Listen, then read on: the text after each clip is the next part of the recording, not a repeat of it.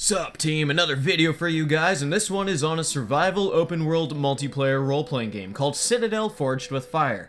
Now, I know this game isn't even a blip on the survival genre's radar, and the population has dropped to an abysmal average of about 100 players, with the last most active peak happening in September, which I assume was due to a huge sale, but then the next month, look at the drop-off, holy shit.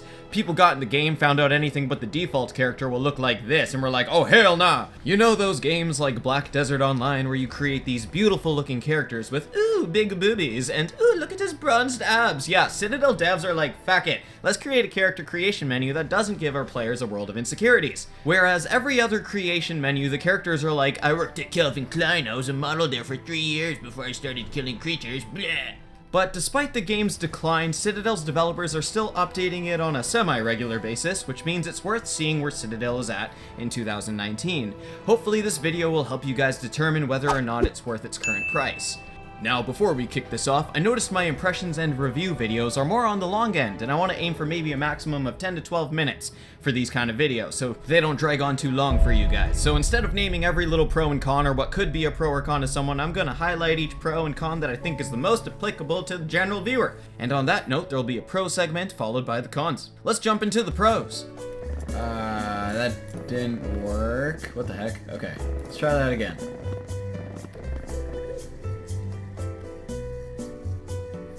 Oh, did you cancel my operation, Matthew? No, I didn't. I didn't do anything. Matthew, look me in the eyes and tell me. Look me in the eyes and tell me you didn't cancel my shit, Matthew. Wait, I can't. Wait. Get down on your slutty knees and tell me you didn't do it. Oh wait, I hit the wrong one. I didn't know what that meant. I said cancel the crafting. You are so lucky we're in a party. You are so lucky we're in a party and I can't kill you. I have half the mind to leave this party so I can execute your ass. I thought it was this.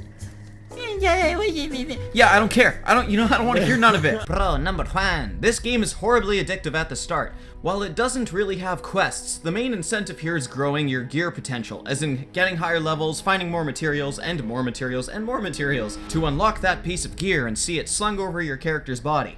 My addiction to this game got so bad that I flat out lost track of time one day and missed the date night with my lady. So I had to do what every shameful, pathetic boyfriend does when he has to get out of a date. I can't go out. I'm sick. Boo, you whore. If Citadel Forged with Fire destroys my relationship, oh well, plenty of fish in the sea. Let's get that next piece of gear, boys! Now this hard binge lasted for a solid 10 hours, where I had trouble putting the game down. I got caught up in trying to get the next level, trying to unlock the next crafting recipe, and then trying to find the right ingredients to build it. That is Citadel's gameplay, which is on a constant loop. And the best thing about Citadel is, it really makes you feel like you are the driving force of your character's growth, as opposed to leaning on other players. Trading and buying items from other players isn't really a thing, and even if they do give you a piece of gear that you haven't unlocked yet, you still need to get to the right level to wear it anyways, so might as well create it yourself. Aside from building structures, everything in Citadel is fairly straightforward to harvest the materials and prepare yourself, so you feel like a self-reliant, self-functioning player, unlike most other survival games. In short, Citadel can be enjoyed as a solo player, and playing solo was my first 10 hours of the game, and I still got addicted. If you prefer the more realistic approach of a survival game where you can't be a self-sufficient hunter and gatherer, you can look forward to the grind of building, well, anything. Actual buildings take a lot of time to harvest materials for, even for simple things. Even on a server with a 5 times gathering multiplier, it took me about 3 hours to gather enough materials for this house I built for myself. The building system is definitely geared to be a more cooperative experience to enjoy with friends, because on official servers, even the simplest things take a lot of resources and time to construct. Now I want to clarify very quickly, Citadel's more of a survival light game. I just wanted to add this part in case you were really into survival elements and were hoping for that, or if you aren't and are hoping I'm saying what I'm saying right now. So there's stuff like you have to farm materials to get anywhere, you can tame creatures that would otherwise be busy trying to eat you and your weapons can break, what?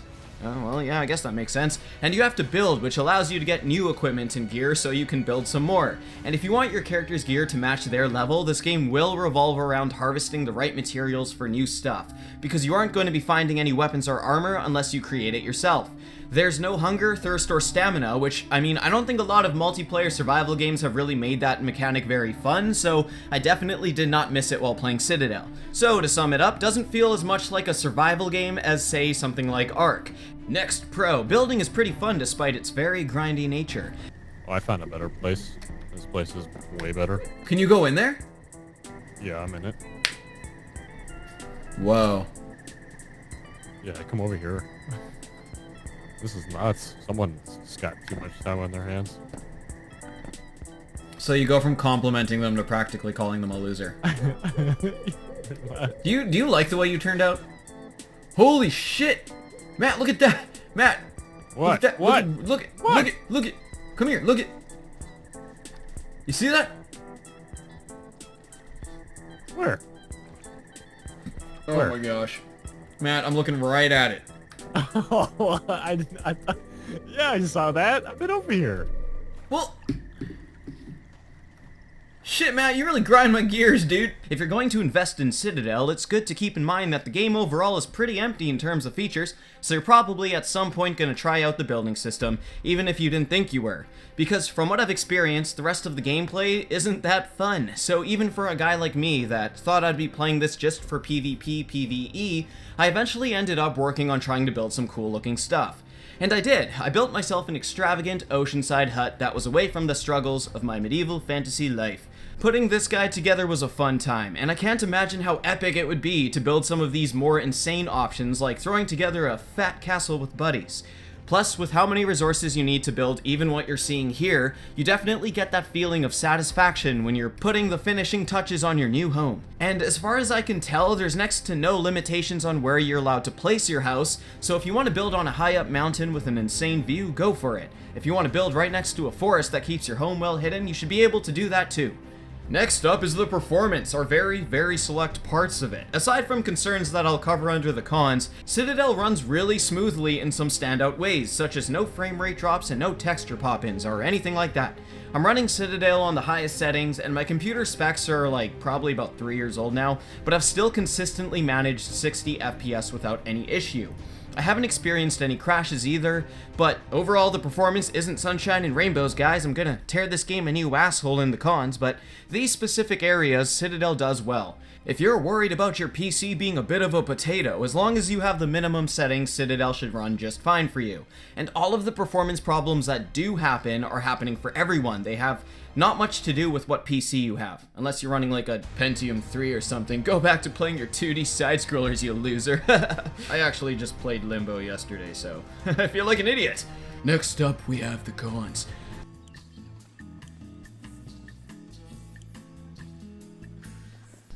Oh, sick! All that grinding later, and I unlocked Capri khakis from Old Navy.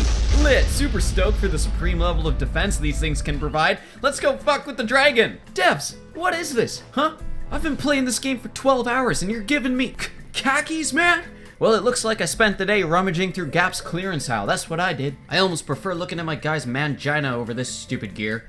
Okay, this is the gear. This is the headpiece after the last one.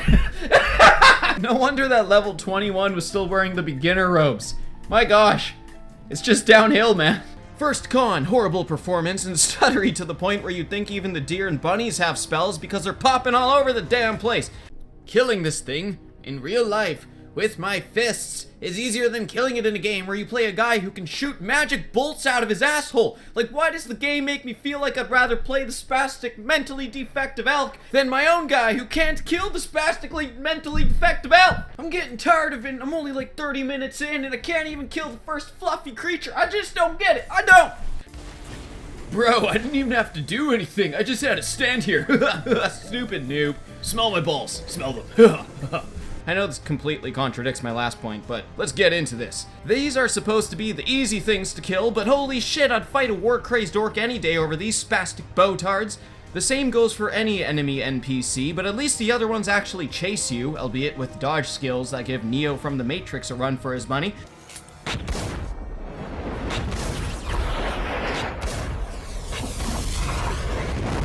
But you can still just use an AoE on them and most likely hit them. But the fact that this stuttering and lag makes the PvE feel so broken is a huge drag. The only hope I have is the PvP doesn't feel this way, but for people on a PvE server, how do you do it? How do you play with this all the time? For real, post a comment, let me know. And I know this isn't a problem specific to my server, because I've tried playing on 3 different servers now, and all have had the same issue. I mean, they still sort of update this game, not enough for an early access title if you ask me, but why wouldn't this be at the top of their to-do list? Or do they just not give a shit anymore because their game is dead? And on top of that, there are issues like spells you cast, they'll go into cooldown, but the spell won't actually cast. It just won't go off. Also, there have been plenty of times where I'm clicking to use an attack with my weapon, and all of a sudden the clicking just doesn't trigger anything. My guy just suddenly stops responding to my clicks. He doesn't swing or anything. It's like my guy runs out of cardio. This is a video game. If I wanted to run out of cardio, I'd walk upstairs to grab a snack. I play video games so I don't have to get real life problems. Now, it is beyond frustrating to me that I could be in the middle of combat and all of a sudden my character decides to not respond to controls anymore. I can still move him, but I have to wait like 5 to 7 seconds before he'll get the ability to fight back. And the worst part is, the spell will have to go through the induction period if you select it, even if it didn't cast. This feels right. 8 hours under my belt, still wearing a cloth tunic. But under this cloth tunic is 8 levels of greatness, of muscle, of the indomitable intensity that Goose is known and loved for. I will win. Oh yes, I will prevail! Shit, fuck, tits, ass, cock, shit. I'll come back in a few levels. 2 levels later. Daddy's home! Pull down your pants and show me that bare ass. It's gonna get a spanking. You boys have been naughty for too long. Evasive maneuvers as we are actually losing this fight horribly. No food or anything on reserves. This was unexpected. But, I mean, I'm no coward. I'm not going quietly into the night. I can still do this. Gotta close this range and... Okay, I'm dead. I'm very dead. I'm so dead. Damn it, fucking jets. Speaking of janky, broken combat, let's talk about the lack of creatures that you'll actually be fighting. Even if the combat was the slightest bit exciting, you'll get tired of fighting these same creatures over and over. As you can see here, there isn't much variety in what you'll be fighting, and if you are playing this game for PvE, the combo of super basic combat and lacking creature species will probably turn you off from this game. It gets worse when you realize you can run around for several minutes in this somewhat large world, and you won't even find something to kill for what could be several minutes at a time. And I know a lot of this world is empty for the sake of player influence, like making castles or whatever the heck you want to do, but the problem is the game is dead both in real players and friendly NPCs, so what remains is a scattered and limited enemy AI who, in my experience, are all killable in the same way, which is spam attacks to do as much damage as possible.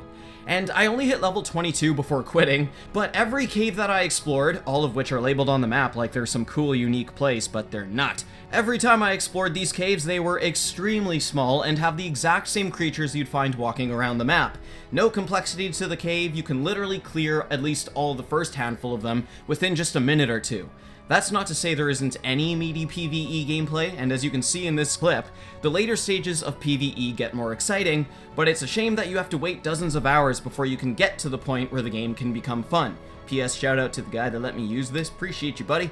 If you're hoping to play Citadel for the PvE, you'll need to decide if you're okay with a long, boring grind to get to the good stuff.